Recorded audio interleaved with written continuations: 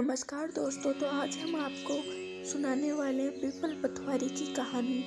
एक गुजरी थी जिसने अपनी बहू से कहा कि दूध दही को बेच आओ। बहू दूध दही बेचने गई। बीच में उसने देखा कि कुछ औरतें पीपल पतवारी को सींच रही थी।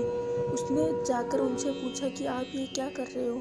तब उन औरतों ने बताया कि हम पीपल पतवारी को सींच रहे हैं, इससे अन्न धन और 12 बरस का बिछड़ा हुआ पति भी मिल जाता है। बहू बोली, अगर ऐसी बात है तो मैं पानी से नहीं बल्कि दही दूध से सींचूंगी। गुजरी की बहू रोजाना दूध दही बेचने की बजाय रोजाना दूध को तो पीपल में और दही को पतवारी में सींच देती। गुजरी ने जब दूध दही के पैसे मांगे तो बहू ने कहा कि अभी महीना पूरा नहीं हुआ है, महीना पूरा होगा तो दे देंगे। और इसी बीच कार्तिक का महीना भी पूरा हो गया। के दिन बहू पीपल पतवारी के पास आकर बैठ गई और रोने लगी। तभी पीपल पतवारी बोली कि तू यहाँ पर क्यों बैठी है। बहू बोली कि सास दूध दही के पैसे मांग रही है। पीपल पतवारी बोली कि मेरे पास क्या पैसे हैं, मेरे पास तो ये पान पतूरा है, चले जा। बहू ने ही लेकर घर में रख देती है और डरती हुई सो जाती है। उसके बाद गुजरी ने जब पैसे मांगे तो बहू ने बोला कि घर में पड़े हैं।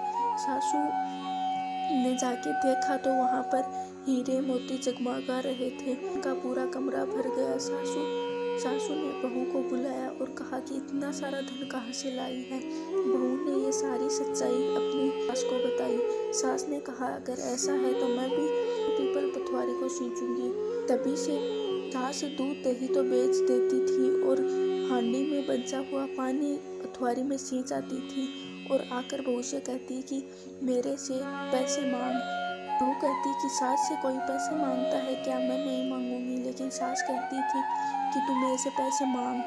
तो बहू बोलती कि सासू जी दाम लाओ। तो वह पीपल पतवारी के पास रोने लगी। पीपल पतवारी ने कहा कि क्या हुआ। तो बोली, मेरे को दूध दही के पैसे देने हैं। पीपल पतवारी बोली, मेरे पास पैसे नहीं है, मेरे पास ये पान पतूरा ही है, तो ये ही लेके चली जा।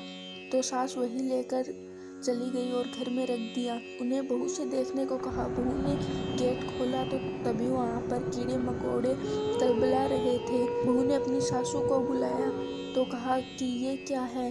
सासू ने आकर देखा तो बोली कि पीपल पतवारी तो हमारे साथ भेदभाव करती है, तुम्हें तो धन दे दिया और मुझे कीड़े मकोड़े दे दिए। तभी सभी लोग बोलने लगे कि बहू ने तो सत की भूखी होकर पीपल पतवारी को सींचा था और तुमने धन की भूखी होकर पीपल पतवारी को सींचा है, जिस कारण तुमको तो धन दौलत मिली और तुम्हें कूड़ा करकट मिला। तो ये थी पीपल पतवारी की पूरी कहानी। और आपको ये कहानी कैसी लगी हमें कमेंट करके बताइए।